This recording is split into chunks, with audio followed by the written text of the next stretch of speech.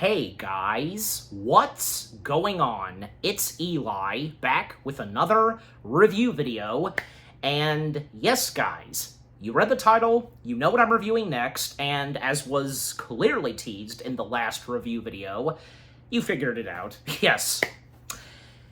This one movie, all about everyone's favorite fictional British solve-criming detective, etc. And this being completely original, not being taken from the books written by the late Arthur Conan Doyle whatsoever. This is completely original. And yeah, because, you know, for anybody who had read the books of Sherlock, had seen the various adaptations of Sherlock, rather on TV or theatrical, and knowing about what Conan Doyle described how Sherlock and Watson first met, and the two would become, you know, the two crime-solving detectives and all that, partners in crime and all that, you know, solving the mysteries and clues. And here's this one film adaptation of something Sherlock Holmes, how it depicts the origins and beginnings of where the two first met, and, you know, both of their lives would change forever, especially on account of Watson. You know, adventure of a lifetime and such. And yeah, because with great talents that brought this movie to life, from executive producer Steven Spielberg, the screenplay writer Chris Columbus, and Barry Levinson, who directed this film, just, yeah. It's really good. A very well put, great, you know, movie of Sherlock Holmes as a tribute and all that. Just, yeah, the love and appreciation for Arthur Conan Doyle's work and for the character of Sherlock Holmes himself, all the above. Yeah. So that's right, guys. I am now finally reviewing from 1985, Young Sherlock Holmes. Yes, Young Sherlock Holmes. Yeah. This movie, I tell ya, because it's amazing that the fact, again, this is completely original. This came straight from the genius mind of Chris Columbus and all of those that were involved in this movie. It sticks very, you know, accurate and true to what we expect in the world of Sherlock Holmes, of course. And the fact that the movie itself, from beginning to end, has, you know, has texts, you know, explaining about this being original and all that. I'm sure you're aware of this. Yeah, obviously for those of you that have seen this movie. Yeah, and with the first things I have to say about Young Sherlock Holmes itself. Well, for a long time I knew about this movie, especially on account. This movie nowadays is best known for having, at that time, very impressive, groundbreaking CG visual effects brought to life. And I'm sure you know exactly what I'm talking about. We'll get there, of course. Yeah. But besides that, you know, to watch this movie itself from beginning to end, it's really good. It really is. Everything that Young Sherlock Holmes has to offer, how it depicts when Sherlock and Watson, when they were just teenagers, how they met in London, and they both went to school together, and it wouldn't take too long for them to find themselves to basically crack down a case / a mystery. And man, this mystery that they try to crack and solve is pretty interesting. Definitely is. And obviously, with this kind of mystery and such that happens in this Sherlock movie, well, we've seen others like this, you know? But, yeah. And with, again, you know, Barry Levinson's direction, and, you know, with Spielberg and his production company, Amblin, you know, making this film, and along with Paramount, and with this movie having great cast of talents, yeah, they did not disappoint at bringing these characters from the world of Sherlock to life. And having done a rewatch of this, yeah, because, you know, it's really great. It really is. I mean, I don't know, may not be really the top best Sherlock film, maybe almost. I'm sure, and if any of you would view Young Sherlock Holmes being in your top list of favorite movie adaptations of Sherlock Holmes, to me, I mean, I can think of, say, this, or, say, The Private Life of Sherlock Holmes. That was another good one, and yeah, I reviewed that if you want to go check it out. And, of course, for us Disney fanatics, well, The Great Mouse Detective, duh. But more than those, of course, yeah. I mean, obviously, we can think of, say, the ones that had Peter Cushing, and even Matt Frewer, who portrayed Sherlock Holmes. But let's not forget about Basil Rathbone. Yeah, because definitely Basil Rathbone being one of the top best actors to bring Sherlock Holmes to life on the big screen. Of course, yeah, can't forget to mention him. That would be for shame if I didn't. Yeah, and for any of you, of course. And amongst other later Sherlock Holmes materials that would come out in the later years after this, but yeah.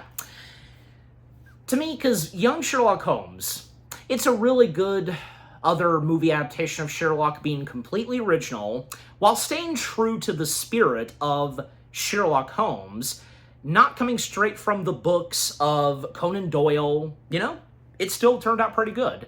You know, and by the way, because Chris Columbus, who wrote this movie, he wrote and did the screenplay, yeah, this would be one of his first times diving in something British, you know, because, well, duh, because many years later, he would find himself directing the first two movie adaptations of Harry Potter. So there you go. Yeah, so before Harry Potter, he had already done something British and UK related, which being something Sherlock Holmes. There you go. Yep. Well, not to mention that Chris Columbus at that time, he was on a roll with the movies that he was doing, you know, and most prominently he wrote from Gremlins to Goonies, and then up to this, and from there on. And when then he would step into the director's chair with, say, Adventures in Babysitting, and the rest is history. Yep. For us who are huge admirers and fans of Columbus's work from writing and directing. Okay. And also Barry Livingston, because, well, I'll talk more about Barry, like, when I talk a little bit about background and such. Well, you know, not that much, but still. But to round off things with, you know, the first things I have to say about Young Sherlock Holmes. It's a really good movie adaptation of Sherlock Holmes, being completely original, but staying true to the spirit of the world of Sherlock Holmes. Definitely. Everything about this, from beginning to end, is really interesting, entertaining, all of the above, and yeah, definitely in the lineup of those 80 epic adventure films, you know what I mean? Just, yeah. Hey, and since we have Chris Columbus, Spielberg, and Amblin attached to this, and not to mention Henry Winkler also being involved in this, but yeah. Alright, so, with the first things I've had to say about Young Sherlock Holmes done / out of the way, now, as always, for me, read the description / the story. A teenage Sherlock Holmes meets and befriends his future sidekick, as I said earlier, the bemused and bespectacled, I kind of butchered it a little, but I think you know what I'm saying, yeah, John Watson. During their first semester of boarding school, a series of deaths occur on campus. Intrigued by the crime, Holmes looks into it and soon comes to suspect a poisonous hallucination. And then, in the midst of their investigation, Holmes and Watson stumble on a bizarre cult with penchant for, if I said that right, for human sacrifice. After which they must struggle to escape. All right. Now, with reading the description / the story done / out of the way, yeah, some background, because, yeah, well, yeah, well, like I said, this being completely original by Chris Columbus, and not directly from Doyle's books, as I also said, and yeah, because with blending the Sherlock Holmes lore with 80s adventure movie tropes, like I said, because this being in the lineup of those movies in the 80s that had some epic adventure stuff to it, like Goonies, which came out a year before this. So there you go. And amongst others that came out in the 80s.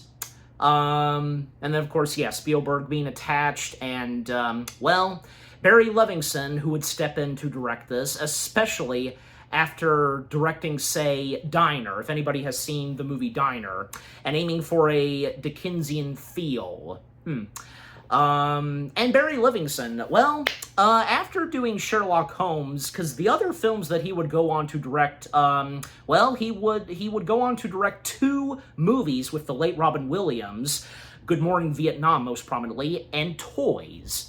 And, the other film that he is obviously most prominently known for having directing is Rain Man with Tom Cruise and Dustin Hoffman. Yep, if you've seen that movie and you enjoyed it. Yeah, and of course when it came to the special effects, because, well, because you don't want to count that, with the hallucinations that happened, it makes sense for, ILM being involved in this movie to go at it with, like, some of the CG and practical effects that happen in these hallucinations. And yeah, these hallucinations that happen are pretty interesting. Yeah, but until we get to them. But yeah, just overall, because it's interesting, like, knowing that, again, this movie just being completely original and such, and, I'd say Chris Columbus, he did a heck of a great job. And like I said, Henry Winkler being involved in this, because, yeah, I mean, not only would this movie be produced by Spielberg, Marshall, and Kennedy, but Henry Winkler as well would be attached to producing this film as well. And yeah, he did good at producing this movie. All right. So with the bit of background I wanted to mention and talk about, as I sometimes do, with that out of the way, let us now dive in / break down young Sherlock Holmes itself. So, our movie opening, where one of the first characters we see is Bentley Bobster, being played by Patrick Newell. And at one point we see, besides Bobster, another interesting character, a cloaked figure that is actually following Mr. Bobster. And at one point, this cloaked figure, blowing something like a dart and such straight to Bobster's neck.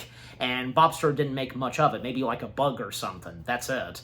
But this is not a good sign. And he makes his way into a restaurant, and his usual feast, his favorite, as the waiter says, is a cooked bird and such. And right as he's about to feast on the cooked bird, and, like, he kind of cut it and such, well, a head pops out, and it comes alive. And if you could immediately figure that, yeah, with what was striked at Bobster, well, something that's in the dart that is making him go crazy and seeing things, hallucinating and all that. Because, yeah, hallucinating, seeing the live cooked roasted bird and attacking him. But to everyone else, we see from their point of view that they're not seeing anything. They're just like, they seem like going like this, like nothing attacking him. Like it's nothing's happening. But eventually it stopped, and bit of an awkward moment, but yeah, he would dash out of the restaurant, make his way back to his place, and, dropped his coat. The maid picked it up, and locks himself in his room, and tries to relax. He splashes some water in his face. He put his, top hat on a, coat rank and all that, but it then, made its way back on his head, and apparently that coat rank and all that, where he puts his clothes and hat, it then comes to life. Like, the carved, pieces of that are, birds and such, and then it coils him, and then the lambs, they come to life, burning his room and such. Yeah, another hallucination that happens. Then it would lead to Mr. Bobster, running and having him crash through the window and falling to his death. Yeah. And then, right after that, the credits roll. We see that shadowy figure of the cloaked figure and such. Man, what an interesting way for this movie to start off, right? But that's of course, the beginning of what would happen next. And then, of course, we get the introduction of young Mr. Watson and older Watson. At times in this movie, we do get some narration of an older Watson. Older Watson being voiced by the late Michael Hordner, if I said that right, but again, you know me sometimes. So Watson, you know, he's now making his way to this boarding school called Brompton Academy. And hopefully, you know, at this academy, he'll soon, you know, become a doctor and all that, because that's what his goal is to be a doctor and such. Yeah, so with Watson arriving at the school, and Holmes instantly deduces his background. Father's a doctor, loves custard tarts, and using pure observation, establishing his genius. Yep. Yeah, and it doesn't take too long for our young Watson to meet young Sherlock Holmes, whom at first is struggling playing the violin, and he was this close to smashing it, but Watson stopped him. And Sherlock Holmes, like, when, you know, meeting Watson for the first time, taking a guess on whom he is. James Watson? No. It's John Watson. I mean, Holmes noticed on his luggage it had his name, just J. Watson. Like, it didn't finish the rest of the first name, just the letter J. And, you know, according to Holmes, James being a big name for people that start with the letter J, but John was going to be his second guess. Yeah.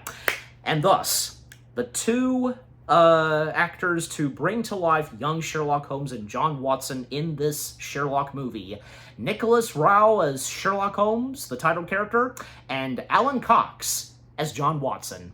And yeah, the first things I have to say about both young Nicholas and Alan as these two iconic, beloved characters, well, for them playing the younger versions of Sherlock and John in this movie adaptation of Sherlock Holmes, they do not disappoint. That is for sure. And I'm sure you would think the same way too. Yeah. Because throughout the film, they're really great, you know, the chemistry that each of them have, and with what, you know, young Nicholas brings to Sherlock and being a young teenager, and even at a young age, Sherlock, of course, being very smart and clever, you know?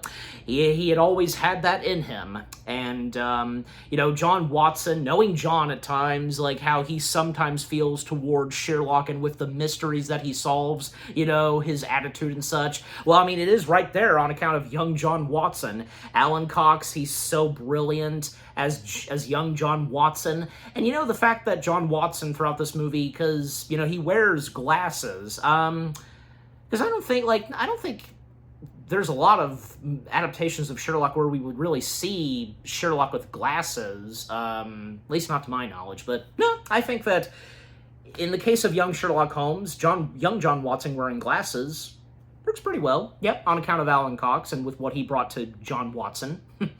Yeah, and just, it's amazing that, you know, the first interactions that they have, Sherlock added with, you know, figuring out, and he was on the spot. With the only exception being he got his first name wrong. Everything else, he was correct. Yeah. And then chemistry class is about to begin. And yeah, because, yeah, this is going to be John, because on account that this is John's first day at this academy, yep, his first class is going to be that. And there is a moment, and it would be brought up a bunch of other times throughout this movie, up to the end, this famous riddle Holmes poses to Watson. This has to do with a bear. You're in a room with an all-southern view. A bear walks by. What color is it?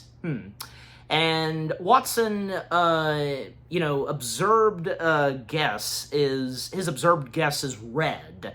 But that's not the real answer. What is the real answer? Watson wonders. And if we're on the same page as Watson, what is it? And this would go on a couple of other times again in this movie when that riddle would be brought up about what color is the bear. Well, it's not red. Is it black? I mean, yeah, obviously bears are black. Or is it brown? No. Yeah, because again, as this goes on, eventually, yeah, Watson would figure it out. Anyways, so at chemistry class, well, on account of Sherlock, because It's quite boring on account that Master Snellgrove, if I got that name right, being played by Brian Alton. Well, the Master has quite a bit of trouble with stuttering and such. Oh, yeah. Don't tell me you've ever been into a class where you may or may not have had a teacher or professor that had some really bad stuttering. Like, no hard feelings on that person whatsoever, he or she, but, well, sometimes for anybody who has a stuttering problem, they can't help it. We can't help it. Just, I've been there a few times, but not that bad. Just mainly to myself, yeah. I sometimes would mostly stutter to myself, but anyways. Then at one point during the class, Holmes gets a surprise visit from a girl that is present at this boarding school that's just for boys. But just so happens that this girl is actually residing/living up above at this boarding school with her uncle. Yeah, Elizabeth Hardy, Sherlock Holmes' first love in this movie adaptation of Sherlock Holmes. And Elizabeth Hardy being played by young Sophie Ward. And Watson was surprised to see that, yeah, a girl at a school just for boys. But when Sherlock explains with what I just said, yeah, she's living here on account of her uncle. Unfortunately, when, Sherlock would then meet up with Elizabeth, he did ran a bit late. And because she left a note for Sherlock, they would meet at the library, and Sherlock, even though he doesn't admit it, because, yeah, he was a bit jealous because, a rivalry for Sherlock in this school is Dudley. Dudley being played by young Errol Rhodes. Dudley was showing Elizabeth a watch he got and such. Very expensively made and all that. Best described by Dudley. So yeah, that was a pretty interesting moment right there, and, because Sherlock Holmes, when Elizabeth detects that Sherlock is jealous, but, me? Sherlock Holmes jealous? Certainly not. Yeah, sure, you're jealous, Sherlock. You just won't admit it. Then, yeah, John would meet with Elizabeth, but actually at one point when John was looking for books, he was up a ladder, he did hear a jingling noise. What could that jingling noise be? Actually, that jingling noise we would hear, that specific sound of this jingling, we would hear a little later on this movie, even when, say, Elizabeth would hear this too. So again, when Sherlock introduces Elizabeth to his new friend, and yeah, because it didn't take too long for Sherlock and Watson to become, friends. Yep, and that's when, again, they meet, and then at one point, Sherlock, Watson, and Hardy would notice that Hardy's uncle, whom, by the way, Hardy's uncle used to be a part of the school, being an eccentric, retired professor. He had retired, and he managed to convince for him to remain and reside in the boarding school. But even though those at the boarding school and all that, they found him a little kind of crazy, and with what Sherlock and Hardy specifically explained. So yeah.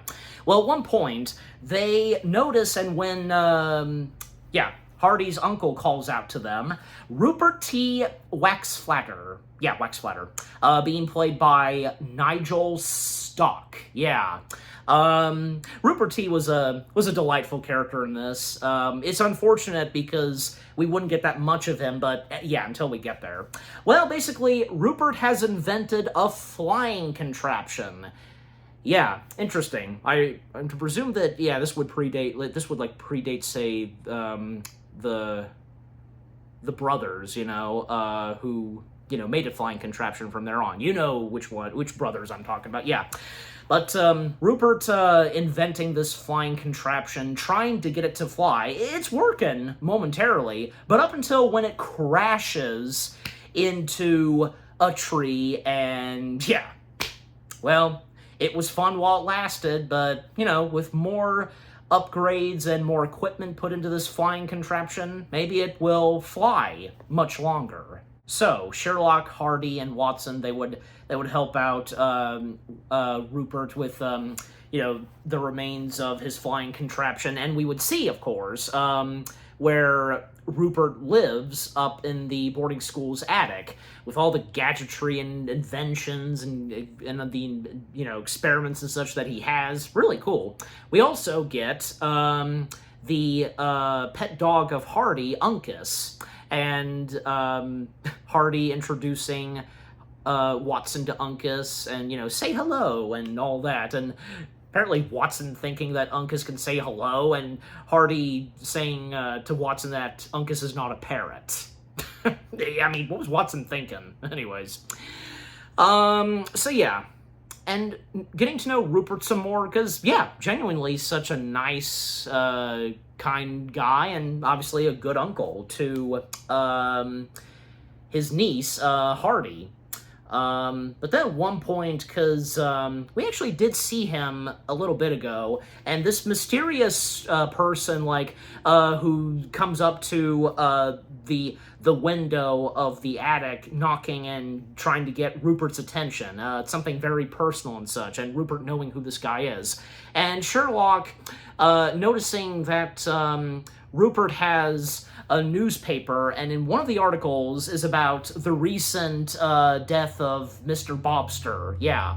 Then we would see, we would get a sequence where Holmes is doing fencing with one of the professors of the boarding school, Brompton, Professor Rath. I think I'm pronouncing that right, but yeah, the professor being played by another good talent in this film, Anthony Higgins. And if you know Anthony Higgins and what else you've seen him in, and who'd have thought? And for any of us who first watched this movie, what would come next for the character of the professor? Because yeah, fencing class happening, and Sherlock fencing with the professor. However, Sherlock loses to the professor because, according to the professor, the emotions got to Sherlock. Holmes let the emotions get to him and such. And the professor giving Holmes advice not to let the emotions get the best of him and such. Yeah. But still, giving congrats to Holmes and all that, and doing very well at fencing.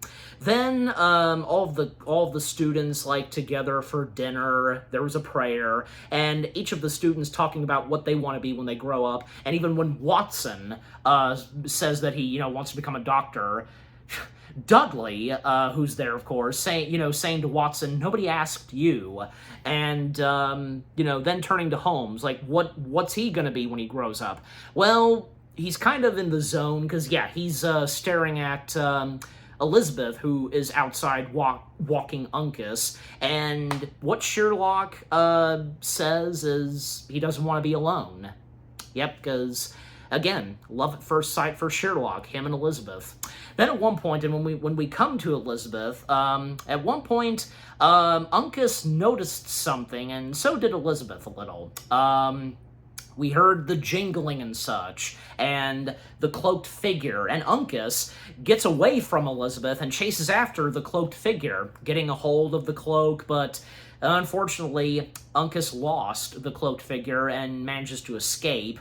But still, Elizabeth did witness the cloaked figure, and on account of the jingling, this is very interesting, because, yeah, it's the same cloaked figure we saw earlier. And sure enough, because when we see what the cloaked figure does next, yep, the next victim the cloaked figure goes after, and yep, it's coming up. Well, at a church, we see a reverend, the Reverend Duncan Nesbitt, yeah, being played by the late Donald Aeschylus, if I said that right, I'm pretty sure, but again, you know me sometimes. He's doing the candles and such, and noticing and hearing a little bit of jingling noise, and, hello, is anyone there? But, no answer, of course. And unbeknownst to the Reverend, yep, the cloaked figure shoots the dart at the Reverend, and, yeah, he felt it and didn't make much of it. But sure enough, the Reverend would then start to hallucinate, just like what happened with Bobster, Mr. Bobster. The Reverend, he would look at a stained glass window where there's a knight. And when he looked at it again, the knight killed this lady who was in this picture of this stained glass window, killing her, and that's not what it was, but because he's now hallucinating, yeah. Then, the glass-stained knight, it comes alive, coming straight out of the glass-stained window. And yes, because, most famously in this movie, this movie would be best known for bringing to life the first,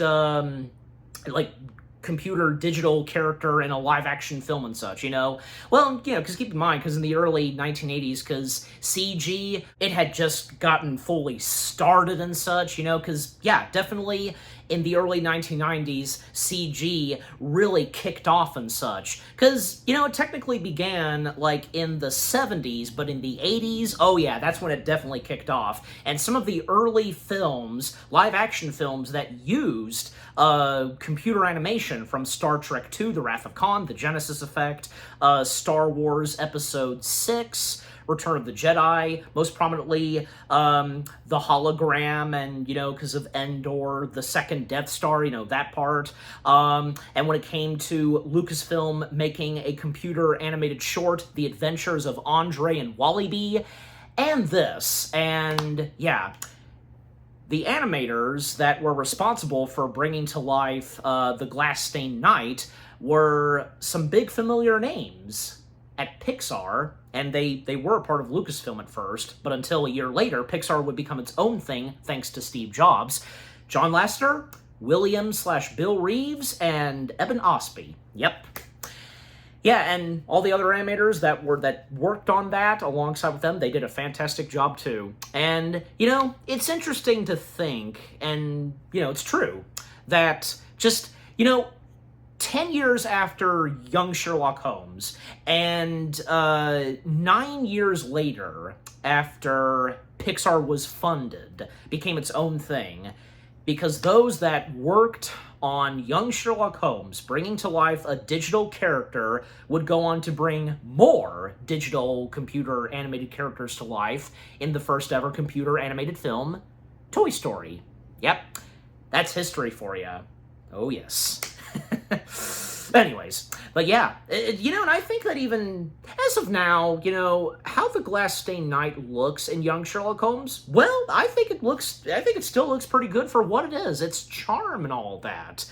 Besides, I mean, just, with how it looks, and because it's supposed to be made of glass stain and all that, just pretty good, because seeing the light reflection and all that, and just, it's amazing. It's amazing how it was achieved at the time, and even to this day still, because I think it still looks pretty good for what it is, So yeah, but back on point, because the Reverend being terrified by the sight of the Glass-Stained Knight, even though it's actually not there, well, it terrifies the Reverend. He would run outside of the church, and he would be run over by an incoming carriage. And yeah, he was crushed by those two horses and the wheels of the carriage. Yep, and knowing that Reverend in his old age, yeah, he's done for. Yep, that's unfortunate. And by the next day, back at Brompton, one student calls out to everyone else that Holmes is going to solve the mystery. Is it on account of the two murders?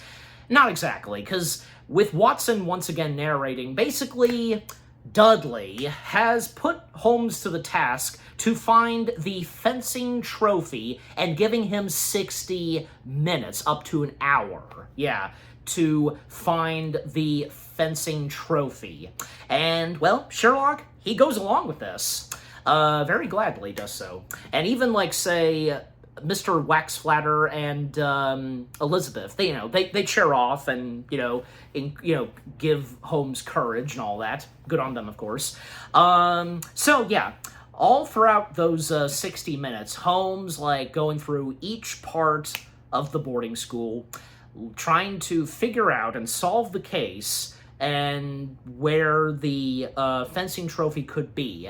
looking for clues and all that, even when he, like, you know, goes into a kitchen and so on. But up to when, like, he's outside and when notices his shoes, like, touching the snow and all that, and that's when it occurs to Holmes, and when there's a few seconds left, he goes for a flower pot. It's very vintage and such, and even Master Snellgrove, telling Holmes that that's valuable and just, like, you know, telling him not to break it. But he does so. And it turns out that, yeah, Dudley hid the fencing trophy in there.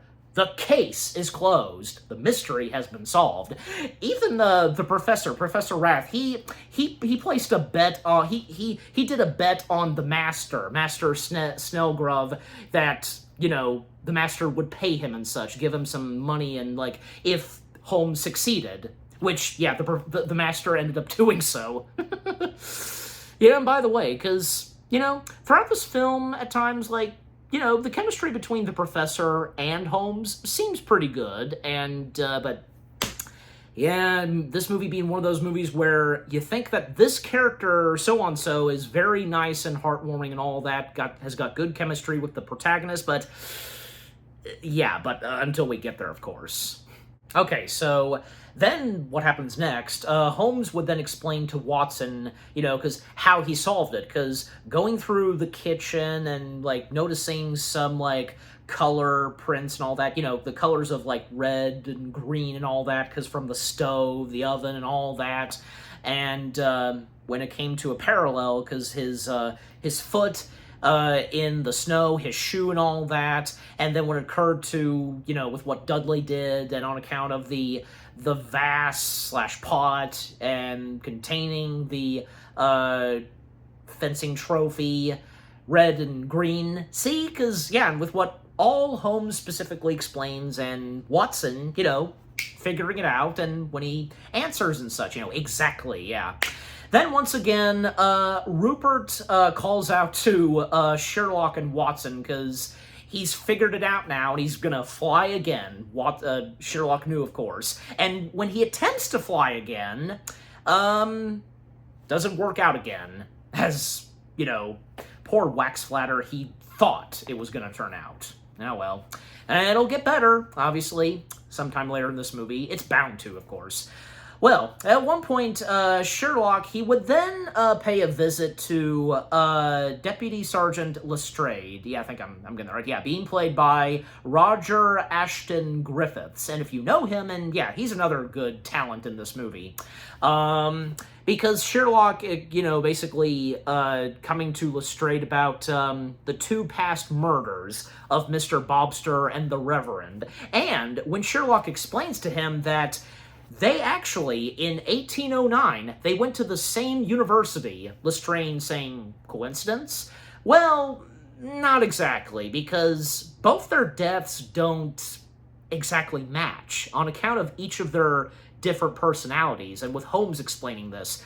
But Lestrade, yeah, because the character of Lestrade at first, throughout almost the entirety, I mean, yeah, the entirety of this movie, being a jerk, pretty much, because he is to Holmes, like, he finds all that what Holmes says about these mysteries and the reports of the murders and such, you know, being labeled as suicide, rubbish with what Holmes is trying to explain to Lestrade. Like, he'll have no part of it.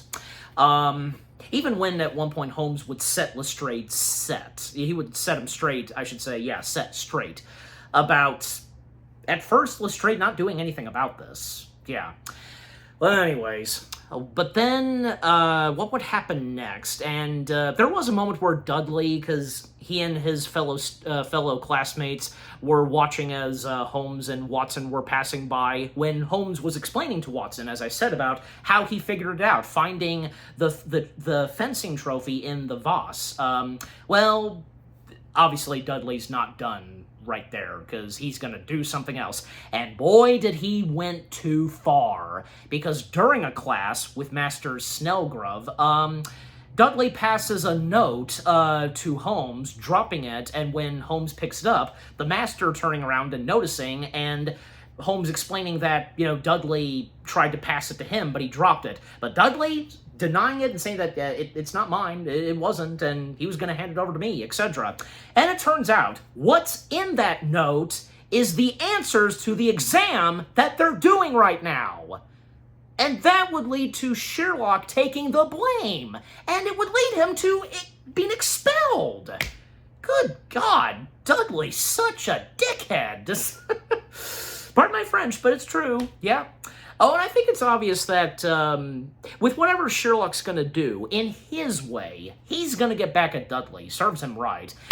Well, unfortunately, when Sherlock has a talk with the professor, well, I mean the professor, as much as he respects Holmes and all that, because, I mean, even when he at one point explained that he'll do whatever he can in his power to help Sherlock and keep an eye out for this Dudley fellow, as he says. But overall, Sherlock's getting expelled whatsoever, even though it hasn't really been confirmed that Sherlock has been framed and all that. You know, the blame should go to Dudley. Yeah, Dudley cheated because he knew the exams and just, golly.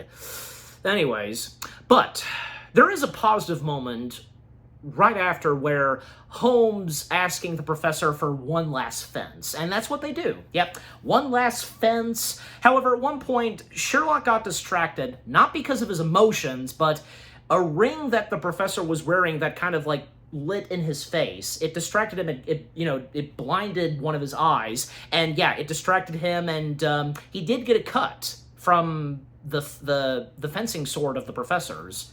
Yeah, and, the professor apologizes. He should have taken off his ring that had reflected light and such. Yeah, reflected. Gotta slow down.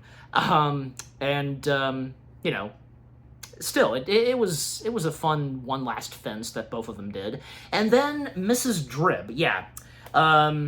Couldn't forget to mention Mrs. Drib, like, the maid, who works at the boarding school, attending to, like, the maid/nurse, I guess you could say, yeah. Mrs. Drib being played by Susan Fleetwood, another good talent in this movie. Her attending to Sherlock's wounds, yeah, the cut that he has, yeah.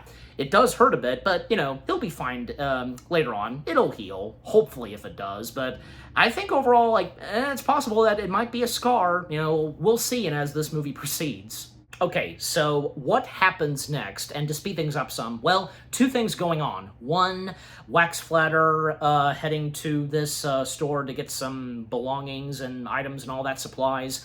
And back at the boarding school, Sherlock packing up and about to disembark the boarding school and such. Yep. And even when, Watson, he helps out Sherlock, and when they make their way outside to the carriage, Watson helps put his belongings in there, and Sherlock, gonna miss his new friend Watson, but most prominently, his mentor, Wax Flatter, and his love interest, Elizabeth. And it's a very sweet moment where they both look up, and Elizabeth saying goodbye, for now, to Sherlock, fogging up the window and writing, "I love you." That's very sweet.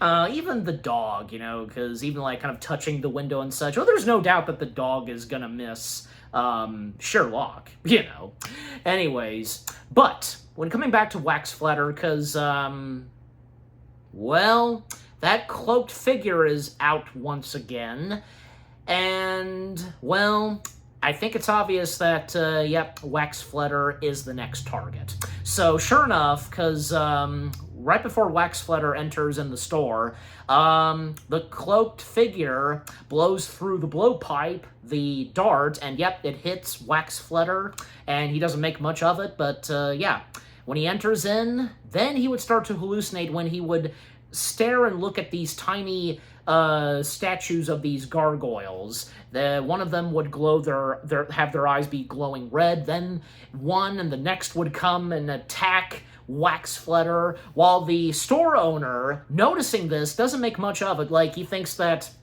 Wax Flatter is going crazy and such. And even when Wax Flatter, he then goes for a dagger, trying to stab and kill those tiny gargoyles, but he ends up stabbing himself. Because, just like what happened to Mr. Brobster and the Reverend, now it's happened to poor Wax Flatter. And, because Well, with Sherlock about to disembark, that's interrupted when they hear, a policeman blowing his whistle, and Sherlock and Watson, they go to investigate, and to their horrific sight, they would see that Waxflutter had stabbed himself. Not by suicide, but on account that he was being hallucinated. The hallucinations got to him. And at one point, the cloaked figure accidentally dropped the blowpipe. Watson noticing the blowpipe and picking it up and trying to call out to the cloaked figure, but yeah. Well, now, they've got the blowpipe, so that's going to be one of the clues they have. And also on account of what the other clue is that they now get from a dying Waxflutter. Waxflutter lets out 2 words, Etar. What could that mean specifically? I do wonder. Well, obviously we're going to find out later on. But yeah, those are the last 2 words that poor Waxflutter would let out to Holmes. Etar, Holmes. And he dies. And sure enough, Lestrade would show up, and he's not pleased to see Sherlock here, and he wants both Sherlock and Watson out of this crime scene. Oh, Lestrade. Then it would come to a funeral. Yep, Waxflutter's funeral. Unfortunately, Sherlock, he is there, but he can't be with everyone else because he's not, allowed to be there publicly with everyone else, and on account that he got expelled from the boarding school. However, when he was off to the distance, he did notice that mysterious fellow whom, interacted with the late Waxflutter. And at one point, Holmes tried to chase after this mysterious guy, but, lost him. Then, later on, we would see that Holmes now is back in the boarding school, up in the attic, sneaking inside, now residing in the attic, and yeah, especially since Hardy would like for Holmes to still be here and now reside in the attic, and hopefully he won't get discovered. Yeah, especially, on account of Watson, because, Watson could get in trouble for this, but yeah. And then they would talk about, that it was, in fact, not a suicide from Waxflutter, and Holmes believing, just like his girlfriend, that, her uncle did not commit suicide. Watson, he's not so sure, and Holmes sets Watson straight. Never trust the obvious. Facts, yeah. Don't underestimate someone like Holmes, even though he's a fictional character. Still, yeah. So, again, this is exactly like what happened to the last 2 people that died and being labeled as they committed suicide, but not really. Something clearly must have happened to them. Well, and that's when it would be revealed that, yeah, and that Watson managed to recover a blowpipe. So that's clue number 1, and clue number 2, again, was those 2 words that Waxflutter said to Holmes, Etar. So yeah, they've only got 2 clues for now. So the game's at foot to try and figure out all that has happened. Up to now, the 3 murders, the blowpipe, and the 2 words, Etar. And even at one point, Hardy gives Holmes a hat that once belonged to her late uncle. And yep, it's that iconic hat that Sherlock would wear. He doesn't wear it at first, but I think it's obvious towards the end of the movie. Yes, spoilers, he does. He ends up wearing that famous cap. Because, let's face it, it wouldn't be Sherlock Holmes if he sometimes didn't wear the cap, right? So, of course not. Anyways. Alright, so to still speed things up some, because, yeah, well, with them trying to figure out, and again, they only have 2 clues, well, one of the first things that Holmes and Watson do, and by the way, because the fact that Holmes is going to be staying in the attic for a while, and on account to crack down this mystery and such, Watson is put to the task to be the one to get Holmes his errands and all that. And, even Holmes assuring that Watson won't be caught or anything like that, hopefully. So one of the first things that they do, and even, the more narration we get from older Watson, and when Watson heard that jingling from the cloaked figure at one point, which he did here at the library, and that's when he first met Elizabeth, because, again, he was on top of the ladder, and he accidentally fell, but before that, he heard that jingling, that specific jingling, and when mentioning it to Holmes, but again, one of the first places they go to is a curio shop, and the curio shop owner being played by Lockwood West, so they have the owner analyze and look at the blowpipe, and yeah, the owner being very interested and fascinated by the design of the blowpipe, and he had only seen another one, and, which had been sold and such, and being involved, and, like, this had to do with someone who's Egyptian and such, and knowing exactly where this Egyptian person is at this tavern, and the curio shop owner writing it down, like, the address and such. However, he won't give the address to Holmes until they purchase something, because Holmes made an agreement with the owner that they'll purchase something, and if, like, the owner helps them out. So, Watson has to buy something, and what did he buy from that, shop? The pipe. Yes, the iconic pipe that Sherlock Holmes would end up using. I mean, Watson at first is going to use the pipe, but it's obvious that Sherlock's going to end up using it, right? Because, Watson not really a fan of smoking, but Sherlock in this case, yeah. Anyways, but still, smoking's bad. Facts. Anyways, so, what next? Well, because they would make their way to the tavern, and, when they try to show the guy that's running the tavern up at the bar, well, because when, Watson and Holmes, they show the pipe, that's when the Egyptian guy shouts out, "Ramatemp!"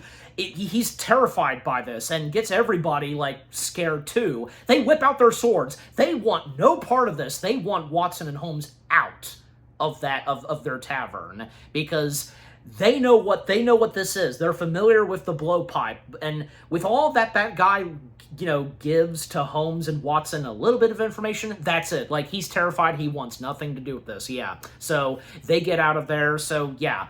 And then at one point late in the evening, because, yeah, it was mentioned by Watson narrating that they would go to the library to do some research, which, yeah, by this point, yeah, now the more information they've got on account of the blowpipe and those two words, Ramatemp, well, Holmes looking through one of the books on account of Ramatemp, and basically, what Ramatemp is, as Holmes explains to Watson, and Watson, our narrator, explains to us, the audience, Ramatemp is an Egyptian cult, which they worship Osiris, if I said that right, the god of the dead, seeking revenge by orchestrating murders and sacrifices using hallucinogenic blowpipes. That's messed up, yeah.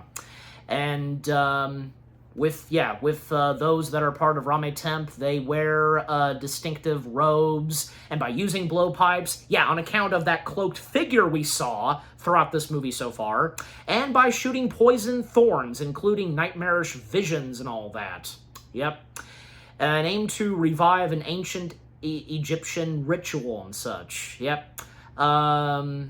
It's pretty interesting and dark and screwed up at the same time, right? And, so with them investigating this further, well, then at one point, Elizabeth remembered something, because when her dog tried to chase after the cloaked figure, actually, a bit of cloth was ripped off from the cloaked figure's cloak, and thus they start searching for the one piece of cloth. And even at one point, Watson, he accidentally turned on a machine of the late Rupert's, and he tried his best to turn it off. Eventually, he did. Then eventually, Hardy found the piece of cloth. Then, throughout the rest of the day, Holmes, not getting a wink of sleep, would analyze, experiment, and study the piece of cloth, and what he would discover, the cloth just so happens to be a fabric straight from Egypt. And most prominently, this kind of material and such would actually come straight from Frogget and Frogget. Coming from this, it's basically this paraffin warehouse. Yeah, because of the word paraffin. Paraffin being involved with the kind of fabric and such, yeah. And yeah, because it's a warehouse and manufacturing company, and which basically is somewhere like further into London, like in like some alleyways and all that. And thus, that's what Holmes, Watson, and Elizabeth are gonna be doing. And yet, thus we would see them late in the evening, taking a stroll through London, making their way to this warehouse. But what they would discover? Oh boy, yeah, because we're now about to get there. So they would make their way inside of the warehouse, and when looking around, they would notice a top piece that looks like a pyramid and such. But then at one point, all three would crash through the floor, the wood floor, and they would actually slide down on the rest of this legit pyramid that was built. Yeah. And yeah, once they made their way further underground, at one point Holmes hears some chanting, and that's when they would make their way inside further through the pyramid. Watson found a door they can go through, but Holmes found another.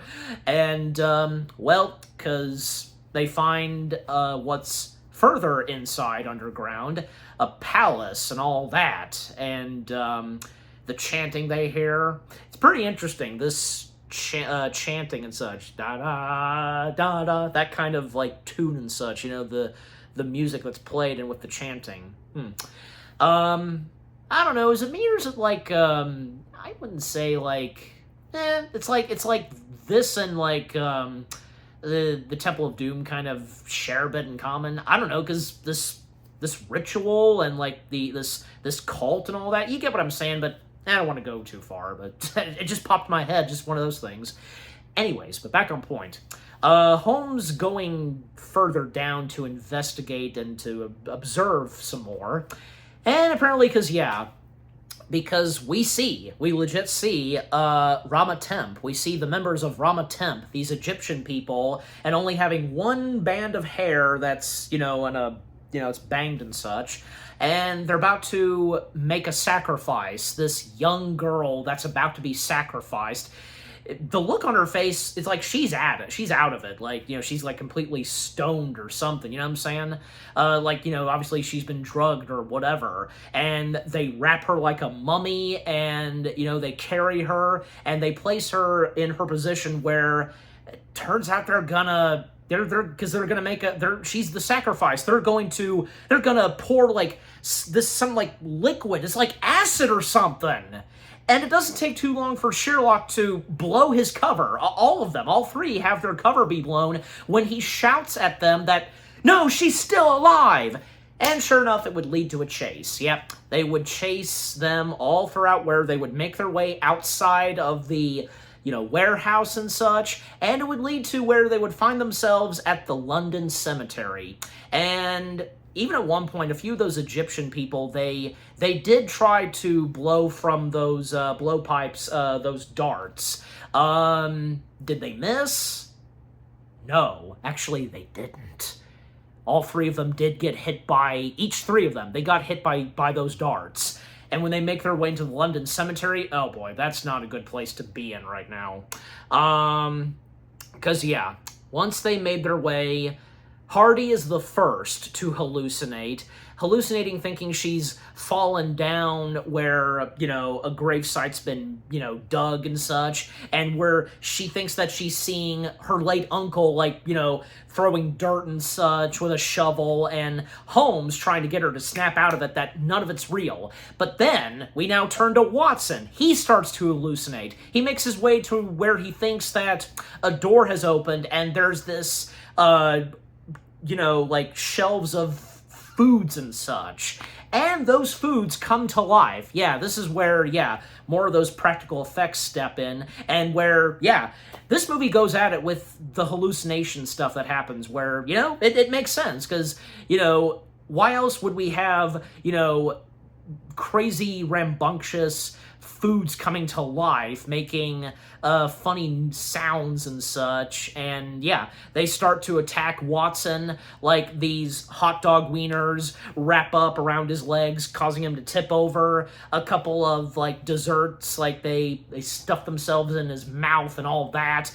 Then it would happen to Sherlock. Yeah, because Sherlock, he hoped that he wouldn't get hallucinated, but yeah, he sure enough did, because apparently at one point, he then starts to hallucinate by seeing his parents, his late parents, yeah.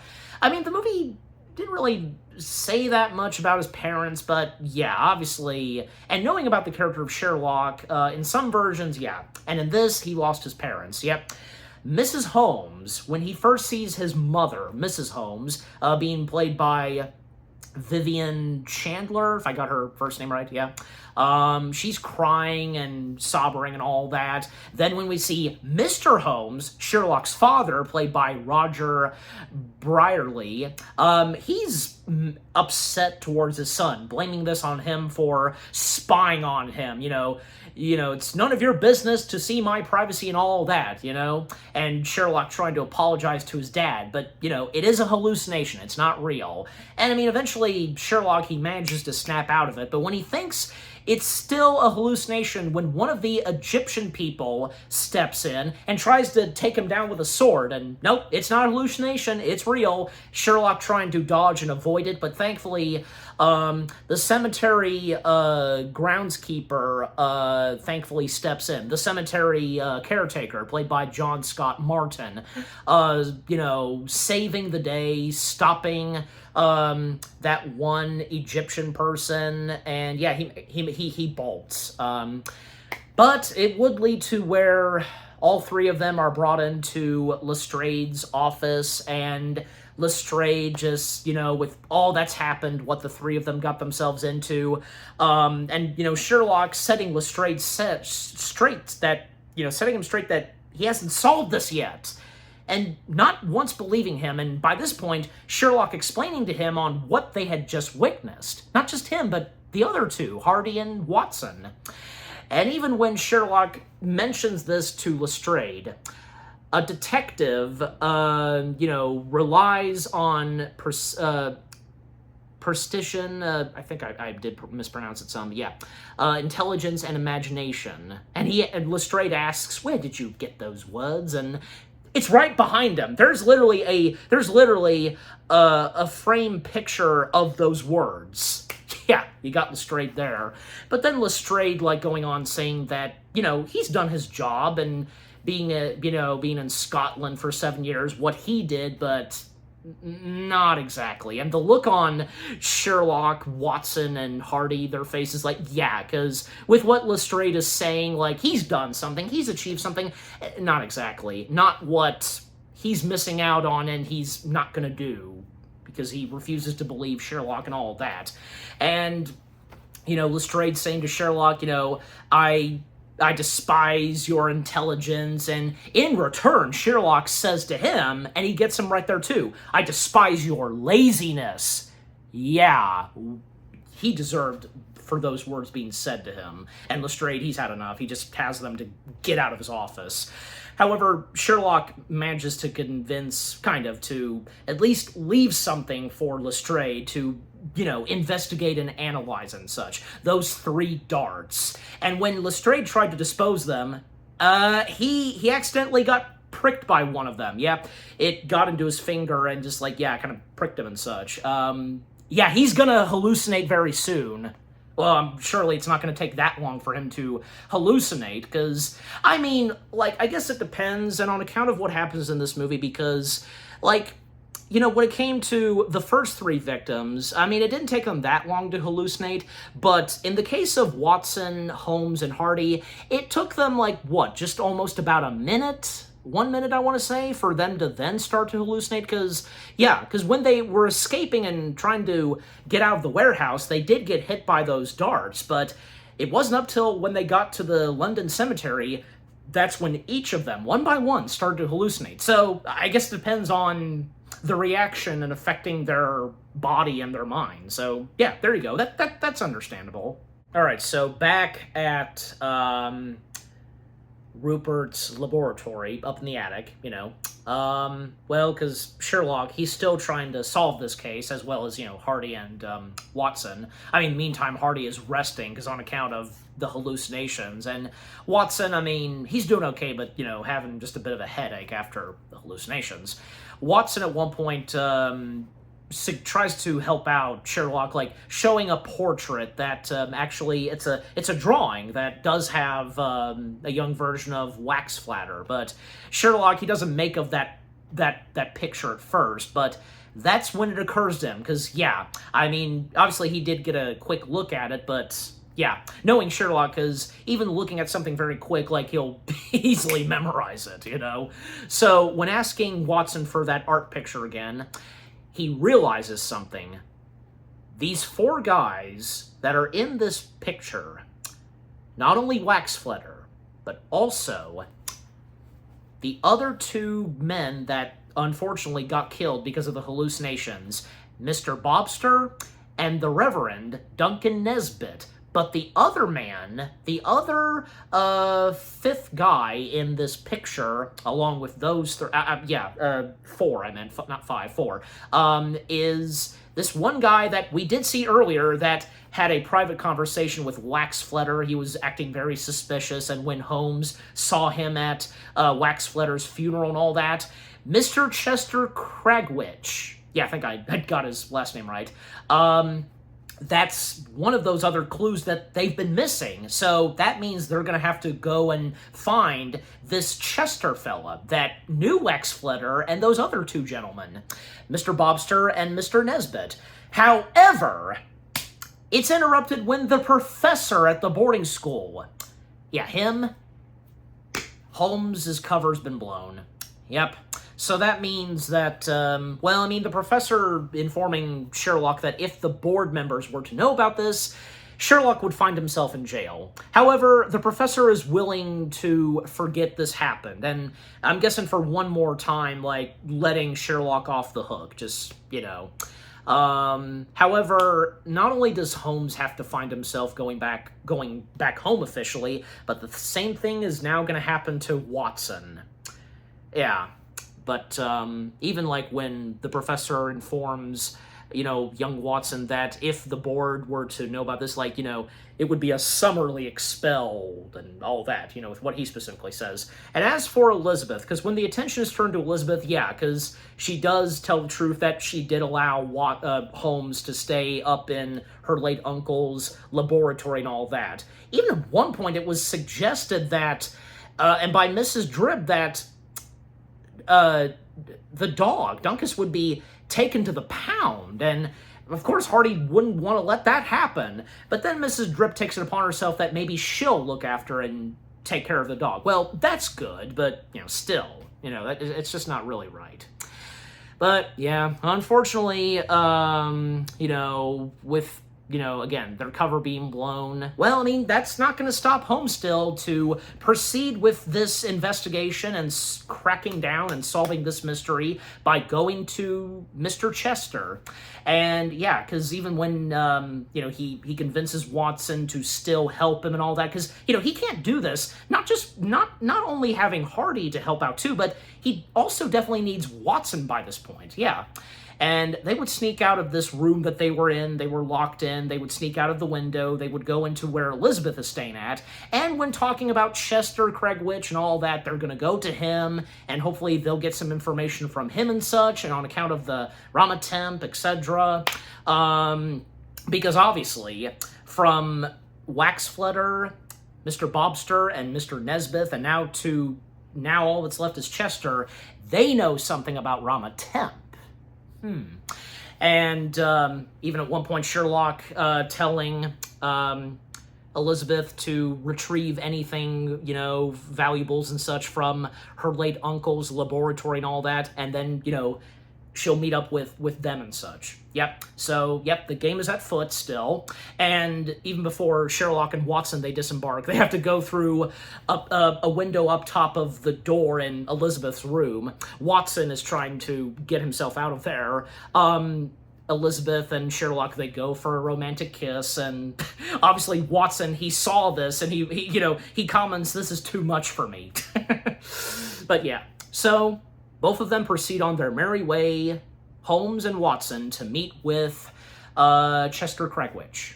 All right, to still speed things up some, because, yeah, Sherlock and Watson, they would make their way to meet with Mr. Craigwitch, Chester Craigwitch, and, I mean, Chester, he starts off, like, shooting at them and, I guess, mistaking them for someone, and, like, I'm a dangerous man and all that, but Sherlock assuring him, and just, they want to talk with him and all that, just, the war's over, he says to Watson. And Chester would go on explaining to Sherlock and Watson, because, that, from him and Bobster, Nesbit, and Waxflatter, they were starting off like being businessmen and all that. They borrowed money from their fathers, and building a hotel and all that, and all the other details that Chester explains, and on account of the British Army chasing out the French, and some artifact stuff, and when it came to to Egypt and all that. And even at one point when they did discover a pyramid, obviously on account of the pyramid in the warehouse and all that, and what's underground, and the whole thing of the Rama-Temp and such, all the stuff that, Chester talks about, a bit complicated, but just, if you've seen the movie, then you know all that he talks about and such. Well, and while he's talking and explaining and giving details to both Holmes and Watson, one of the cloaked figures, and presume if it's the same one, shows up at Chester's house, the cloaked figure managed to make his way into the house, and to shoot another dart from those blowpipes, and yep, striking at Chester, and when he thinks and makes nothing of it, probably it's a bug and such. But sure enough, and when he's talking about the war and all that, and we hear the war cries and all that, the screaming and such, and he's at the fireplace, yep, that's when the hallucination starts to kick in, and, thinking that he's falling, and Sherlock and Watson quick enough to pin him down to the floor, and just, like, trying to get him to snap out of it, and to remember his name. Yeah. And sure enough, Chester manages to calm down for now, and if more than likely, the hallucination's going to kick back in. And Chester would then go on explaining more about the Rama-Temp cult, and the mentioning of this brother and sister that actually came from the village in Egypt, yeah, and was staying at London with their grandfather, and that village got destroyed, and because of at the village, their parents got killed, and the brother, planning to seek revenge and all that, and when got to, adulthood and such, yeah. And yeah, because apparently the brother and sister now being a part of Rama-Temp and actually leading Rama-Temp and such, and yeah, ever since then, and what happened, the incident from last year and such, with all that Chester explains, at one point, Chester and the others, they received a letter, and from the young boy and such, who grew up to seek revenge and such, vengeance and all that, and by those two words that that person goes by, Etar, yep, of course Holmes and Watson remembering those two words, and when the words Etar is mentioned, well, the hallucination kickbacks into poor Chester, and he hallucinates thinking that Holmes is Etar, going for his neck, his throat, strangling him. And when Watson at first is having difficulty trying to remember his name, but unfortunately Watson, he gets knocked in the face by Chester. Well, sure enough, someone steps in and takes down Chester. Lestrade. Yeah. Now, he says he's now going to be solving this case. But, of course, Sherlock and Watson, they go on their merry way. But then at one point, when we come back to Elizabeth, when she's trying to retrieve some stuff from her late uncle's laboratory, well, she has an encounter with Mrs. Dribb, and it turns out that Mrs. Dribb is one of those cloaked figures, and with that jingling, that's her. And, Mrs. Drib trying to restrain Elizabeth and all that, even when the dog stepping in trying to take on Mrs. Drib, and jeez, Mrs. Drib showing her true colors, like growling and hissing and all that. Jeez. And then the professor steps in, Wrath, and, well, when you thought he was a nice guy and both he and Sherlock had good chemistry, Wrath saved Sherlock's skin a few times. Nope, it was the total opposite. You know, Wrath and Mrs. Drib, turns out both of them are surprised villains, and yep, they're a part of the Egyptian cult, and not to mention that the professor is leading that cult now. Ugh.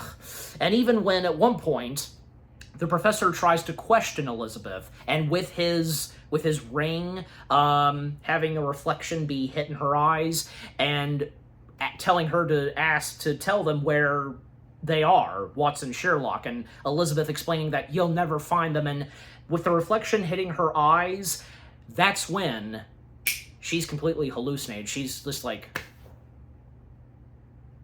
that, just like, yeah, she's completely lost. That's just like what happened to that other girl that they witnessed at when they first encountered the underground palace and such, the pyramid and such. And yeah, I can't forget to mention that Chester mentioned this about the 5 princesses. Well, now Elizabeth is the next one, the 5th one, so, oh boy. So yeah, now it's obvious that, yeah, they're going to take her straight to the Egyptian cult place. And while Sherlock and Watson, unbeknownst to them, because as they're heading back, well, the whole thing of the bear riddle is brought up again, and then Watson noticing and pointing out to Sherlock that the cut he got from the professor, it's bleeding again, and that's when it occurs to Sherlock he had been a fool all this time. How could I be so stupid, he says. It's Wrath, it's Wraith. Wraith, Watson, it's Wraith. He's a part of the Egyptian cult and all that. And yeah, that's the correct way how to pronounce it, Wraith. But yeah, anyways. Tomato, tomato. Not really, but still. Okay, so yeah, and when they realize that Elizabeth's been taken by Wraith and Mrs. Drib, and to go ahead and mention this, yeah, both the professor and Mrs. Drib, they are the brother and sister.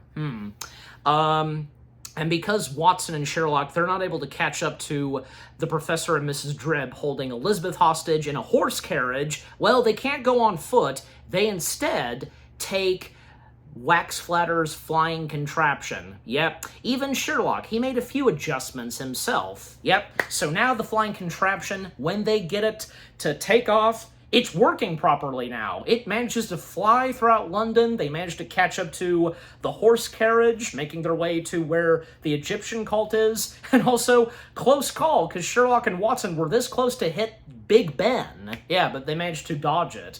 That was a nice, cool, practical shot right there, where it flies by Big Ben. Unfortunately, and when they make their way further, and they are up to where an icy river is. Yeah, if you can tell right away that it's an icy river.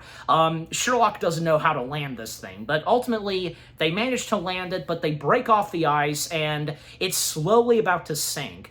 But thankfully, a bit of that ice was broken, and little did Sherlock and Watson realize, and us the audience, that that would come in handy, the ice being broken, most of it. So, they would follow where they're heading to, the Egyptian cult and such, and yeah, we see, and when they make their way, that Elizabeth has already been wrapped like a mummy. They proceed with the chanting, and with her about to be sacrificed and such. Sherlock, by this point, he can't think of anything. He doesn't know what to do. Neither can Watson. But thankfully, an idea strikes Sherlock. They'll create a diversion. Up top of the ceiling, there is a candle chandelier, and with how it's connected and such, it will tear off piece by piece of the ceiling, the rooftop and all that. It's sure to work. So that's what happens. Sherlock goes further down, and so does Watson. Watson will pull down the lever, and from there on. And when things are getting intense, we're near where they're about to pour down that crazy intoxicated acid and such. Yep, just in time. Yep.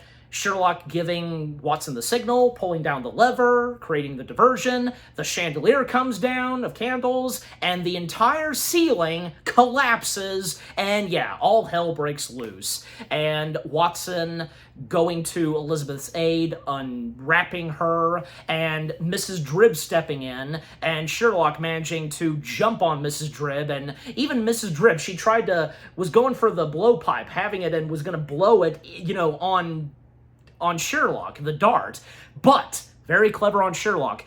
He blows he blows it, and it goes into her mouth. Ugh! That almost kind of reminds me, because that kind of trick in some other movies where, blowing it and it goes right into the mouth, because, well, I can think of, like, say, in Kingdom of the Crystal Skull, Indiana Jones did that to, that one guy, because outside of the graveyard and such, the poison dart going into his mouth, that. So yeah, that's a good example right there. So yeah, that hallucination dart goes into Mrs. Dribb's mouth. She just panics and screams.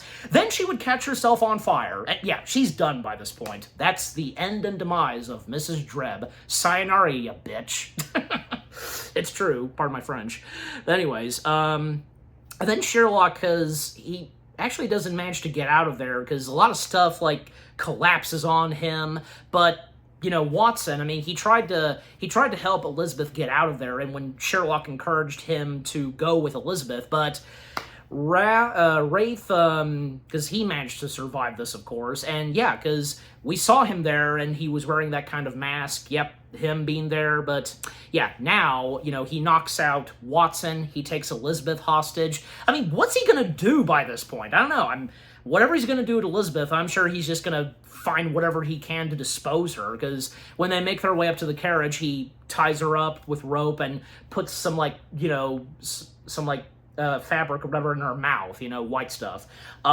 So Watson, because he doesn't know what to do, because does he go after Elizabeth, or does he aid Sherlock, whom is a bit unconscious and such? He's on top of the candle chandelier, by the way. Well, that's when it occurs to Watson. He takes the rope that's attached to the candle chandelier, and with a hook, trying to throw it and have it attached to the back of the carriage, which he successfully does in the end, and because of this, when the carriage rides off, it's pulling the rope and pulling up the candle chandelier, and sure enough, by doing so, the force of the rope, it causes the carriage to separate with the horses, and yeah, nice move. Good on you, Watson, as Sherlock would say, Good show, Watson. So they would make their way to the carriage that's unattached from the horses. They rescue Elizabeth, but where's Wrath? He's nowhere in sight. Well, maybe hopefully on account of the police and maybe Lestridge, they'll find him, but we don't know just yet. So they would go off, they would make their way back to the boarding school, and, well, Watson, he comments, like, he doesn't know how he's going to explain this to his parents, especially his father, but Wrath steps in once again. He calls out to Sherlock, and is about to shoot him, and, the first time I watched this movie, I was getting into the suspense, and when that came up, I was just like, oh, no, just one of those things, I'm sure for anybody who watched this movie for the first time had that same feeling too. How can you not? Because, yeah, Elizabeth, he steps in Sherlock's way, she saves Sherlock's life, she takes the bullet. Yep. Damn. And as Wrath says, because, yeah, damn, because, he was supposed to go for Sherlock, not Elizabeth. She wasn't his target. But yeah, then Sherlock, in rage, like, he's gonna take on Wrath this time, taking a sword, a fencing sword and all that, and yeah, another duel between Wrath and Sherlock, now that they're enemies. Once friends, now enemies. So, the sword fight they have, the climax that's happening with this, and all the words that Wrath says to Sherlock, trying to get to him, about his emotions getting to him and all that. Oh, shut up, Wrath. Just, you think Sherlock's gonna listen to you by this point? Just golly. Intimidating him and all that. And then they would find themselves where the icy river is, and part of the ice having been broken on account of the flying contraption of wax flitters. And yep, sure enough, well, Wrath, he slips and then sinks into the freezing cold water. And yeah, he's gone. He disappears. Sayonara, Wrath. And then when Sherlock comes back, well, you know, Watson, he was attending to Elizabeth's wounds, but unfortunately, according to Watson, the facial expression he has to Holmes, it's not looking too good.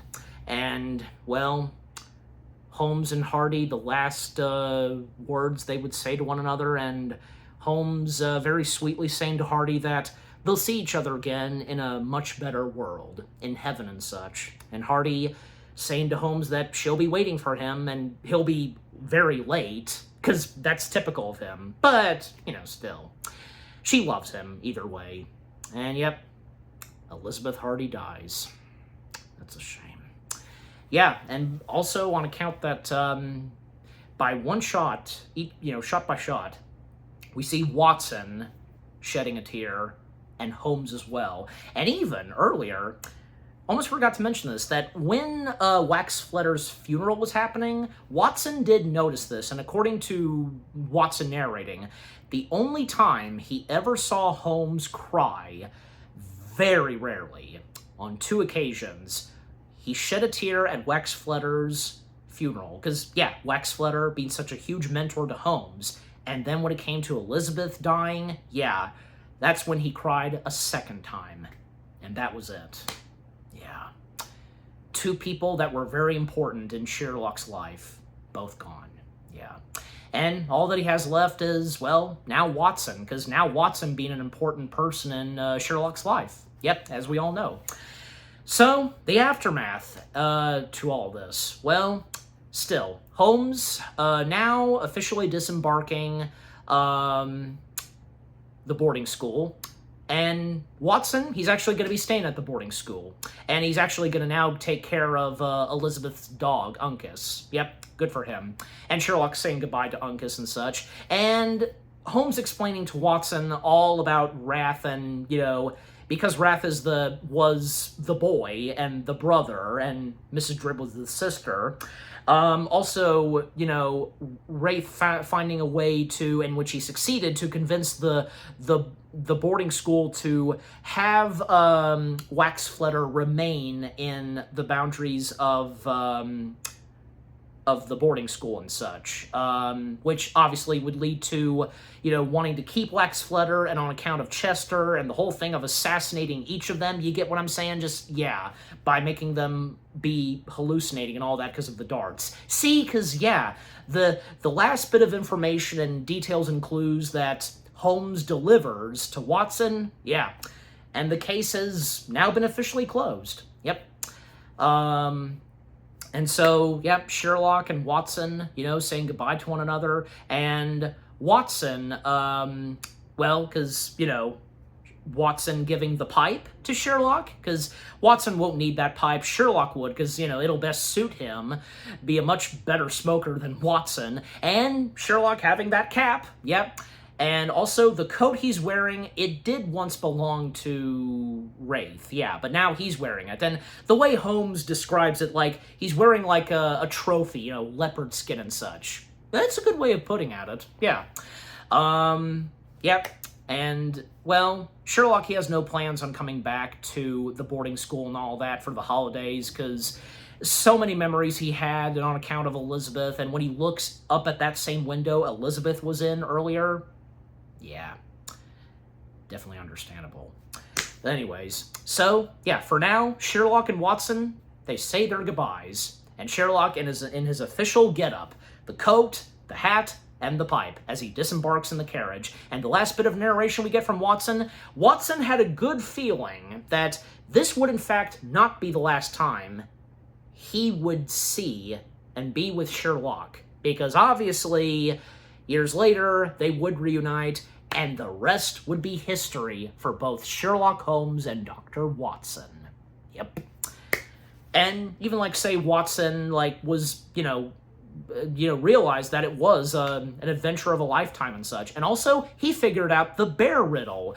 What color is the bear and such? It's white, a polar bear. So he managed to figure that out at the end. Yep.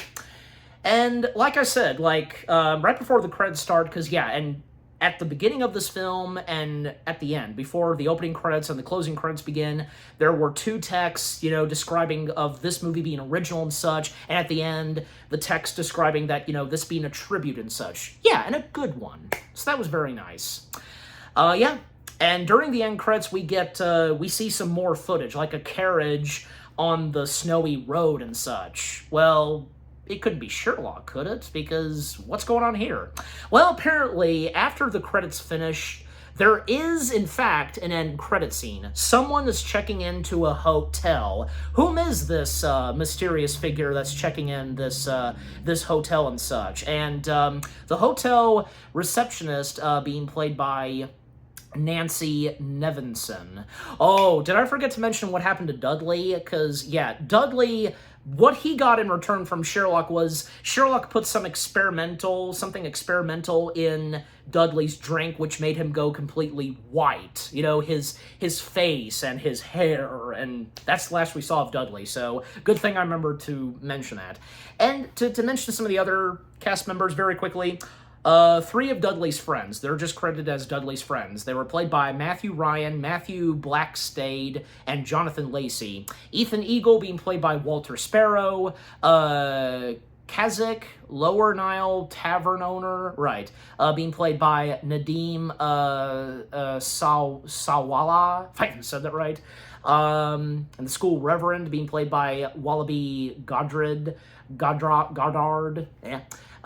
Policeman with Lestrade, played by Michael Cool, and policeman in shop window, played by Ralph Tabakin, whom he missed the flying contraption passing by. Yeah. And as I said, the hotel receptionist being played by Nancy Nevinson, asking the person who's come into the hotel, because up to the end credit scene, about staying here and, sign your name and all that. And the person whom signs his name writes Moriarty. And it's Wraith. He now goes by Moriarty. Oh, that was really awesome, because somehow Wraith managed to survive the freezing cold, icy water. He managed to, because he's Wraith. So now he's going by Professor Moriarty. Clever. Very clever. Well done on you, Chris Columbus. And for the entire movie. Yeah. All right. So that's our Sherlock Holmes movie. Man. Yeah. Young Sherlock Holmes. Everything that this Sherlock Holmes movie had to offer from beginning to end was really good. This being original, not being adapted from any of the Sherlock Holmes books and stories that were written by the late, great author Arthur Conan Doyle. And again, the movie clearly establishing that this is something original, not taken from the books and all that, this acting as a tribute, and a good one, in my opinion, and I'm sure the same goes for all of you. Everything that this Sherlock movie had to offer, this being a backstory / origin story, the very early beginnings of both Sherlock Holmes and Dr. Watson, as well as Moriarty, which we didn't know of until at the very end, and if anybody stayed for the end credits scene, I'm sure you did, you had to, because the film kept going during the end credits, more footage playing. Also, the other cast of characters, from Elizabeth Hardy, those that were part of the boarding school, and also Rupert T. Waxflatter, who was a mentor of Sherlock Holmes, Mr. Bobster, Duncan Nesbitt, Dudley, and of course, Moriarty's sister, Mrs. Drib, the Egyptian cult, the whole thing of the Ramatemp, and Etar, which, by the way, Etar was Wraith's name spelled backwards. Yeah, that's another thing that Watson and Sherlock figured out, well, especially Watson. The music and score, the funny moments, the hard-hitting emotional moments, the, suspenseful, climactic stuff, the 80s action to this. I mean, even though, because, yeah, this is set in the Victorian era, but still, managed to do really good with the action and adventure that's in this film at the time, and how it was being done in the 1980s. Yeah. Chris Columbus's writing for this movie, and those that were producers from Steven Spielberg, Henry Winkler, Frank Marshall, Kathleen Kennedy, Barry Levingson's direction, everything about young Sherlock Holmes, everything this one Sherlock Holmes movie had to offer that was completely original, nothing taken whatsoever from the Sherlock Holmes books, but in a good way still. Yeah, it was really good. A memorable film from the 1980s, and I would say, being an underrated Sherlock Holmes movie, but still, not in a bad way. It's a very good underrated Sherlock Holmes movie, yeah. And on account of its practical and visual effects, on account of the CG, the glass stained night, need I go on?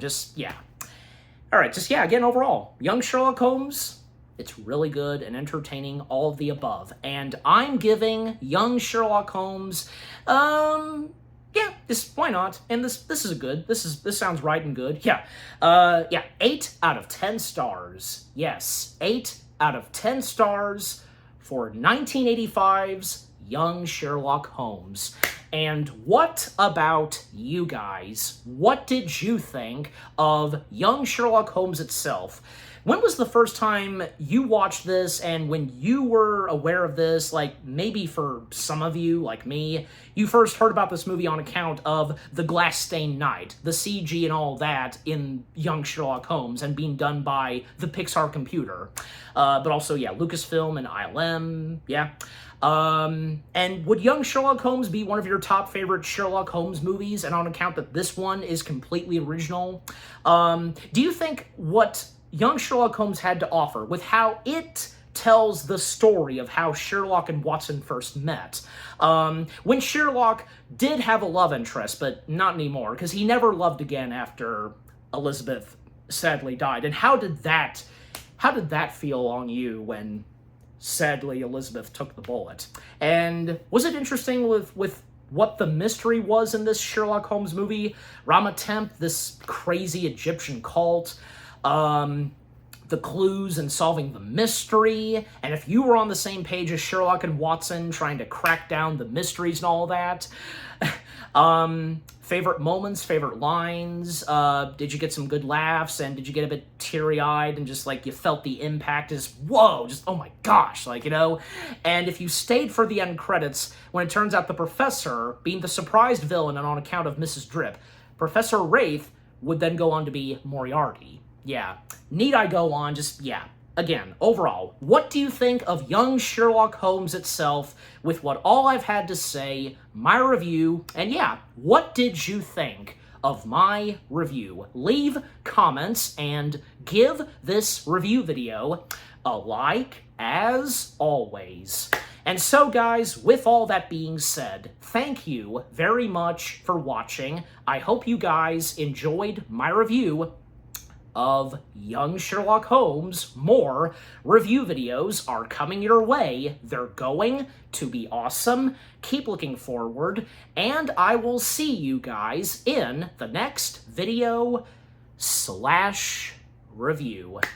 And stay tuned later tonight, because what I will be reviewing next is another Paramount film, and it actually came out the same month as Young Sherlock Holmes, and it's another movie of Paramount's that involves clues and mysteries, and the word clue, just one word, clue, is the title of this one Paramount film. I think you know exactly what it is that I'm talking about. Oh yes. Yep. Again, stay tuned for that. Take care, and peace out. and this case is closed.